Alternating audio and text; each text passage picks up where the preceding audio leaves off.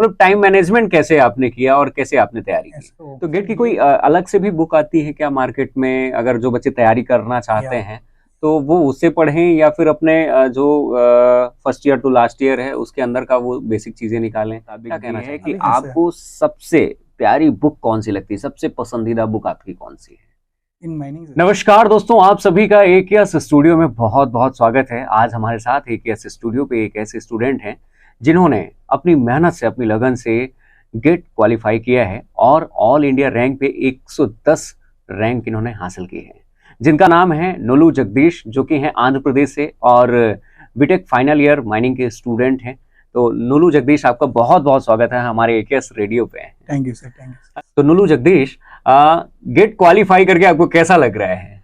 बहुत ही excitement feel हो रहा हूँ। ओके। रिजल्ट आने के बाद मम्मी पापा का रिएक्शन देख के जी। और फैमिली रिलेटिव्स ग्रुप में रिएक्शन देख के बहुत खुशी लग रहा है। अच्छा। और AKS में जो हुआ था, प्रोग्राम हुआ था, कंग्रेचुलेशन सर लोग बता रहे थे जी। तो बहुत खुशी लगा था। अच्छा लग रहा है, बहुत हैप्पी लग रहा है। बिल्कुल अच्छा लगेगा भी, और आपसे जो कि जुड़े हुए लोग हैं उन्हें भी काफी अच्छा लगेगा, क्योंकि गेट स्कोर मतलब गेट क्वालिफाइड करना काफी मेहनत का काम रहता है। और सबसे पहले अगर हम आपकी बात करेंगे, आप जो कि आंध्र प्रदेश से हैं, तो आंध्र प्रदेश में आपका फैमिली बैकग्राउंड क्या कैसे रहा, आपका बचपन कैसे बीता, घर में कौन कौन है?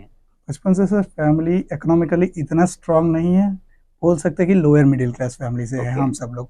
और मम्मी पापा के जो भी लोग हैं, पापा के ब्रदर्स जो भी लोग हैं, सब फिजिकल वर्क ज़्यादा करते थे। अब हमको उसी लेवल में हमको भी फिजिकल वर्क नहीं करना चाहिए था, तो इसलिए एक ही ऑप्शन जो है स्टडी। और मैं मम्मी पापा को बहुत थैंक्स बोलना चाह रहा हूँ कि इस खुशी में तो उन्होंने मेरे को एजुकेशन प्रोवाइड किए थे इतने अच्छे जगह पे, सपोर्ट इतने अच्छे जगह से, क्योंकि वो लोग उनके तरह मेरे को देखना नहीं चाह रहे हैं। तो मैं भी अपना बचपन से मैं देखते आ रहा हूँ कि पापा कैसे कष्ट करते आ रहे हैं। हमारे आपके पापा जी क्या कौन सा काम करते हैं? हमारे पापा जी बेसिकली करते हैं मूंगफली का जो लड्डू रहते हैं वो हम बना के दुकान में बेचते थे बचपन से। Okay okay okay. और मम्मी हाउसवाइफ? मम्मी हाउसवाइफ है। और कितने भाई बहन हैं आप? एक ब्रदर है। ओके। वो भी बीटेक कर रहा है CS से। आपसे छोटे हैं? यस। ओके। तो जैसा कि इन्होंने बताया इनके फैमिली बैकग्राउंड और फैमिली मेंबर कितने हैं, तो सबसे पहले अगर मैं बात करूंगा कि आपने गेट क्वालिफाई किया है, जो हमारे स्टूडेंट, जो हमारे दर्शक जो कि गेट की तैयारी कर रहे हैं, या फिर वो ऐसा मानते हैं कि गेट क्वालिफाई करना काफी चुनौती भरा काम होता है, तो मैं गेट क्या है और गेट से हमें क्या क्या मतलब फ्यूचर ऑप्शन ओपन हो जाते हैं, ये मैं आपसे जानना चाहूंगा। सर गेट इसके नाम में ही है graduate aptitude test in engineering. इसका मतलब ये होता है इसके बाद में एक एंट्रेंस टेस्ट जैसा है ये, बल्कि ये बहुत डोर्स ओपन करती है आपको फ्यूचर में। एमटेक करने के लिए यूज होती है गेट के बाद।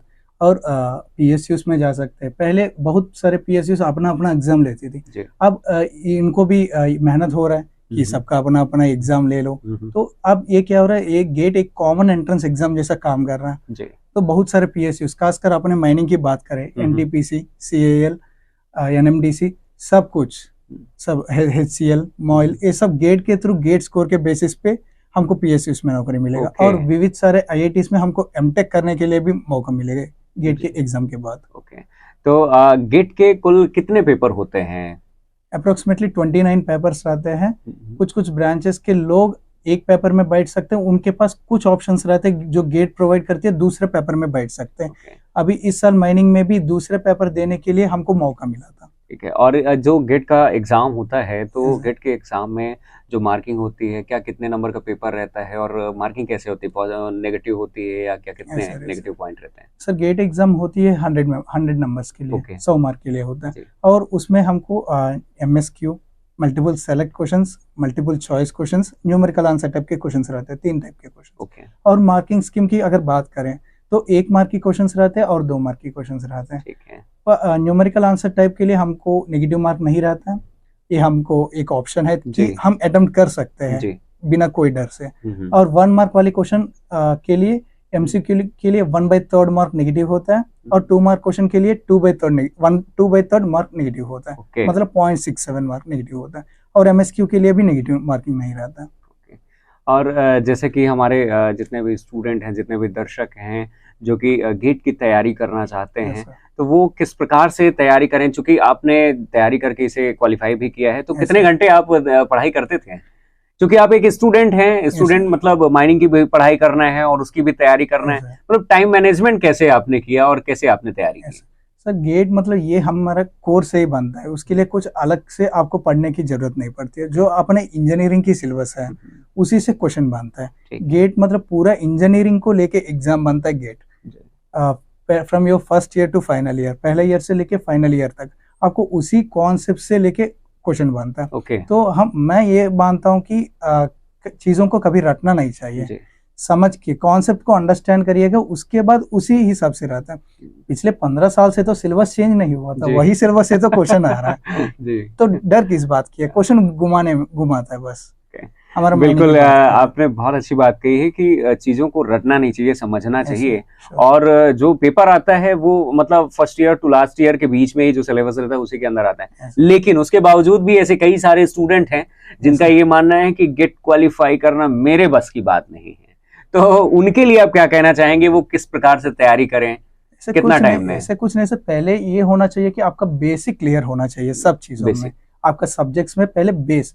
मैं ये मानता हूँ कि अगर what are the different kinds of a what question नहीं आना चाहिए, वही what are the different schemes. अगर मान क्वेश्चन एग्जांपल बोल रहा हूँ, अगर what are the different principle, ये व्हाट का आंसर जानने से आपका काम नहीं चलेगा, वही वो क्यों ऐसा प्रिंसिपल बना है, ये क्यों क्वेश्चन का जब आप आंसर जान लेते हैं तो आपका सब कुछ आपका क्यों क्लियर होना चाहिए, वाई आपका क्लियर होना चाहिए कि हम आगे क्यों देना चाहते हैं, क्या लाइफ में अचीव करना चाहते हैं, कहाँ जाना चाहते हैं। ये आपने बहुत अच्छी बात कही। तो वैसे आपने तैयारी मतलब कितने कितने घंटे डेली पढ़ते थे आप? सर हम अपना बेसिक क्लियर करते जाते थे, और गेट के जितना भी PYQ है वो सब हम करते थे। तो PYQ लगाते थे, उसका कॉन्सेप्ट समझते थे कि कैसे आया था वो, और हम किए थे। लास्ट में ज्यादा ही मेहनत किए थे, ऐसा नहीं बोल रहा हूँ कि बिना मेहनत का एग्जाम नहीं निकलेगा, क्योंकि बहुत सारा सब्जेक्ट्स आपको कवर करना पड़ता है with in A limited period of time.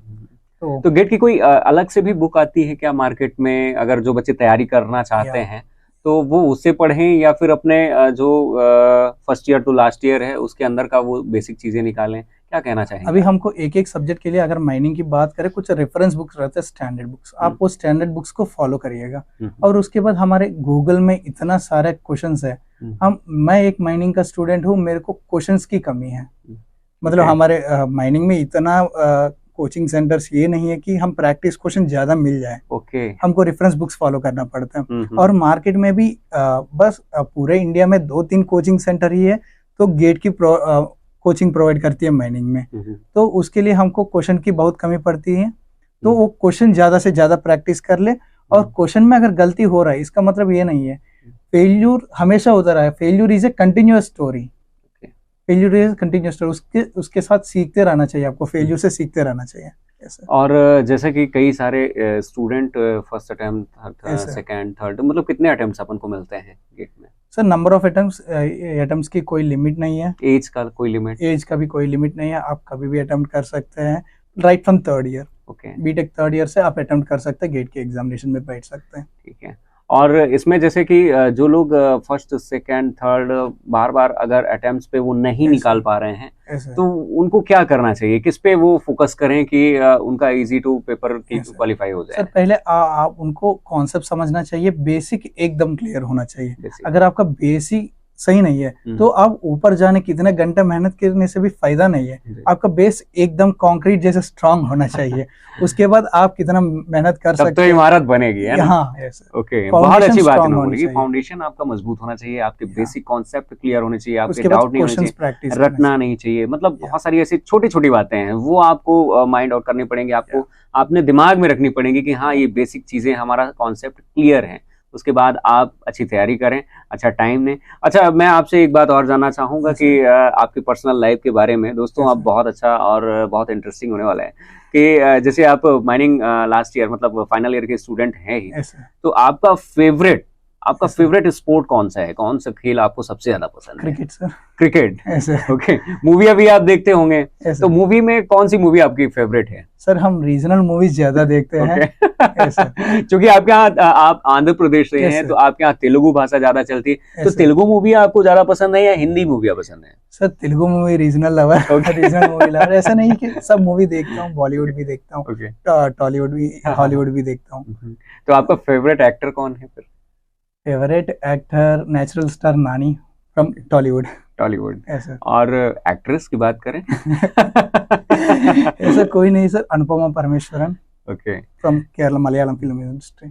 और एक सबसे बहुत जरूरी सवाल जो कि हम आपसे पूछना चाहते हैं वो Yes, आपके sir. इंटरेस्ट के मुताबिक भी है कि Yes, sir. आपको सबसे प्यारी बुक कौन सी लगती है, सबसे पसंदीदा बुक आपकी कौन सी है? In mining sir, in mining में ओवरऑल आपके लाइफ में अगर आप जो पढ़ना चाहते हो। Wings of Fire by Abdul Kalam ji का जो बायोग्राफी है। Okay, Wings of Fire. Wings of Fire. Yes sir. और अगर हम बात करें कि आपको घूमना पसंद है या नहीं, Yes, sir, yes, तो sir, कौन कौन सी जगह, मतलब आपकी ड्रीम, अगर टूरिस्ट की बात करें कि जहां आप जाना चाहते हो Yes, घूमने के लिए, Yes, तो sir. वो कौन सी पसंदीदा जगह है आपकी? लद्दाख बाइक राइड करना चाहिए sir. Ladakh bike ride bike करना राइड चाहिए। अरे करना वाह। Yes, sir. और पूरा So, इंडिया घूमना है। अरे वाह, नहीं घूमना भी चाहिए। और Yes, sir. वैसे भी अब मैं आपके फ्यूचर पे आता हूँ कि Yes, sir. आपका फ्यूचर, मतलब आप अपने फ्यूचर को कहाँ लेके जाना चाहते हैं, आप क्या करना चाहते हैं आगे? सर बचपन से मेरा इंटरेस्ट बिजनेस से जुड़ा हुआ है। Okay. लेकिन उसके लिए इधर हम पहले से बोले थे कि हमारा फाइनेंशियल बैकग्राउंड इतना स्ट्रांग नहीं है। स्ट्रांग नहीं है। तो मेरे को अभी एक PSU में पहले जॉब करने की जरूरत है। ठीक है। और एक फाइनेंशियल बिल्डअप करना चाहिए। जैसे बाइक का भी अभी पढ़ाई चल रहा है, हम्म, तो तुरंत मैं रिस्क नहीं ले सकता हूँ कि बिजनेस में Exactly. जाके थोड़ा एक कैपिटल इन्वेस्ट करना, मेरे को कैपिटल डेवलप करना पड़ेगा। और उसके बाद पापा तो हमेशा सपोर्ट करते हैं हमको, पापा से। और 3 लोग मिलके कुछ स्टार्टअप की प्लान करेंगे। जरूर।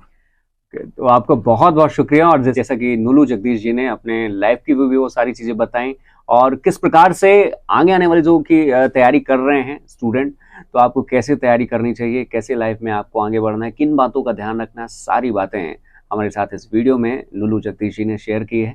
आपका बहुत बहुत शुक्रिया, बहुत बहुत थैंक यू EKS रेडियो पे आने के लिए और अपनी बातें रखने के लिए, ताकि आपकी बातों से भी अभी बहुत सारे स्टूडेंट हैं जो कि मोटिवेट होंगे और जो कि तैयारी कर रहे होंगे, तो वो अपनी प्रिपरेशन को और भी बेहतर कर सकते हैं और कुछ अच्छा कर सकते हैं। इसके लिए आपका पुनः एक बार बहुत बहुत शुक्रिया। Thank you sir.